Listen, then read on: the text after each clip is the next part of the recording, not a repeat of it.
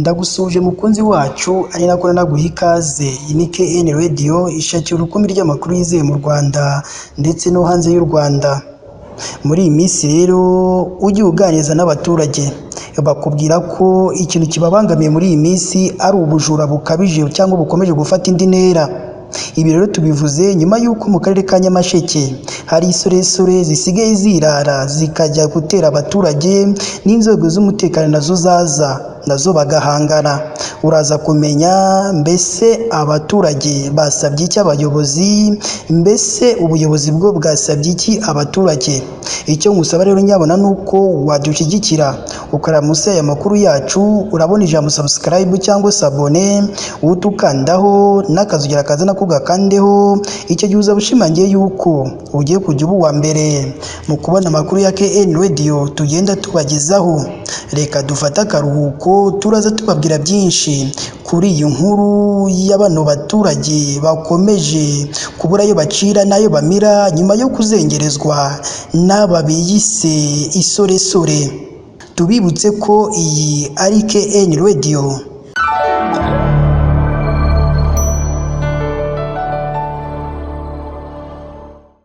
Reka nongere mbaye ikaze bakunzi bacu. Iyi ni KN Radio ishakira urukumbi ry'amakuru yizeye mu Rwanda ndetse no hanze y'u Rwanda. Ni mu karere ka Nyamasheke mu murenge wa Kagano, haravuga abasore bafatiwe mu nzu biba ku manywa y'ihangu, undi umwe ahita abereka munsi y'ikirenge arabacika babura haciye. Umusore witwa Rushigashiki Ernest w'imyaka 24 y'amavuko na Tuyisenge Gerard bagwe Gitumo barimo kwiba mu nzu ku manywa y'ihangu. Umwe arafatwa yamburwa ibyo yari yibye, undi nawe abereka mu bworo bw'ikirenge. Uwafashwe Rushigashiki avuga ko akomoka mu murenge wa Mubuga mu karere ka Karongi. Yagejejwe mu kigo gishinzwe kugorora Transit Center cya Kagano giherereye mu karere ka Nyamasheke kuri uyu wa gatanu tariki ya 26 Nyakanga 2024, nyuma yo gufatirwa mu nzu y'umuturage yiba. Tuyisenge Gerard nawe wo mu murenge wa Karengera akarere ka Nyamasheke bibanaga we abereka mu bworo bw'ikirenge babura hanyuze. Byabaye mu masaha y'ine z'igitondo zo kuri uyu wa gatanu tariki ya 26 Nyakanga 2024, ubwo Tuyisenge Gerard yabwiraga mugenzi we Rushigashiki Ernest basanzwe bacumbitse muri santere imwe y'ubucuruzi ya Rwesero mu karere ka Nyamasheke, aho bakoraga akazi ko kurobera umurobyi mu Kivu, ngo bajye kwiba ibishyimbo ku muturage witwa Habumugisha utuye mu mudugudu wa Bagarama, akagari ka Gako, umurenge wa Kagano muri aka karere ka Nyamasheke. Umwe mu baturanyi b'uwo muryango wibwe yavuze ko bahageze bafite icyuma kinini cyane, ba nyir'urugo n'abana babo bagiye guca ibitoki aho basanzwe babigura mu mirima y'abaturage ibiri hafi aho, bakabyengamo umutobe bakawugurisha ubundi bakabona icyo barya. Icyo cyuma abo bajura bagishyira mu ngufuri barayitunga iracika. Baratangira binjira mu nzu baburamo ibishyimbo bashakaga. Ubwo bari bamaze kubura ibyo bishyimbo bashakaga, bahise bafata ibikapu bibiri binini batangira kwiba ibyari mu nzu, uhereye ku myenda y'ababyeyi n'abana, radiyo ebyiri, amasahani 12 n'ibindi. Banaterura matora ababyeyi baryamagaho, munsi yayo bakuramo ibihumbi 20 by'amafaranga y'u Rwanda. Barangije kubikuraho bongeye kubika iyo matera. Hagati aho Tuyisenge yabwiye mugenzi we ko agiye hanze kumucungira umutekano kugira ngo ntihagire ubagwa Gitumo.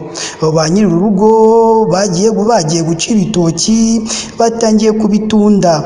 Umwana wabo abasiga mbere, aza mbere yabo. Ahageze wa musore wari ku muryango aramwikanga, ariruka akizwa n'amaguru. Umwana akomeje mu nzu ahura na wa mujura wundi wundi muri saro afite icyuma kirekire bise ngo imbugita. Umwana abonye amusuje atamuzi n'icyo cyuma ashya ubwoba muramutaha, nibwo yahise afata induru ayiha umunwa. Nyuma gato ababyeyi nabo bahise baza barahagera baramutabara nuko gufata icyo kijura.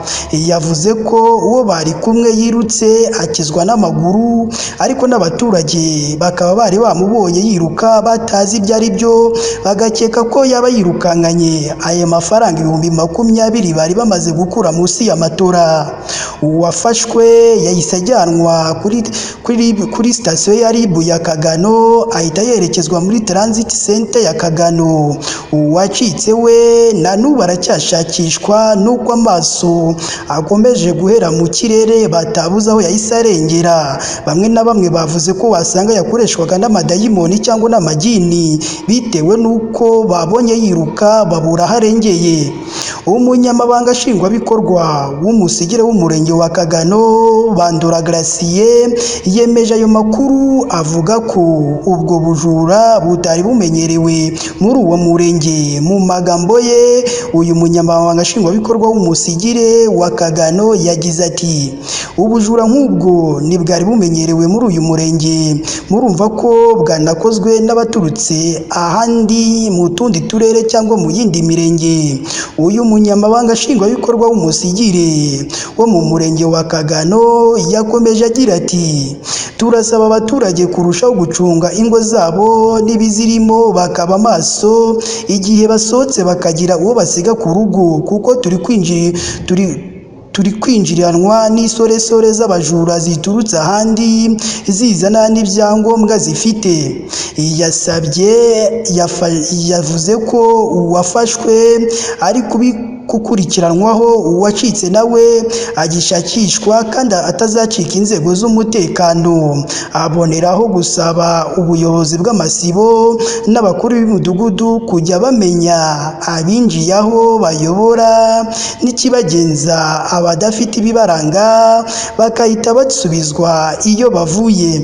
Reka tugomeze tugushimire wowe wahisemo gukurikira amakuru kuri KN Radio, tunahora tugusaba ko buri gihe uzajya uba uwa mbere mu kubona amakuru yacu, ariko ukabishimangira ariko ukanze kuri subscribe cyangwa sabone n'akazira kaza nako kagakandaho. Icyo gihe uzaba ushimangiye yuko ugiye kujya uba uwa mbere mu kubona amakuru ya KN Radio tugenda tubagezaho umunsi ku munsi.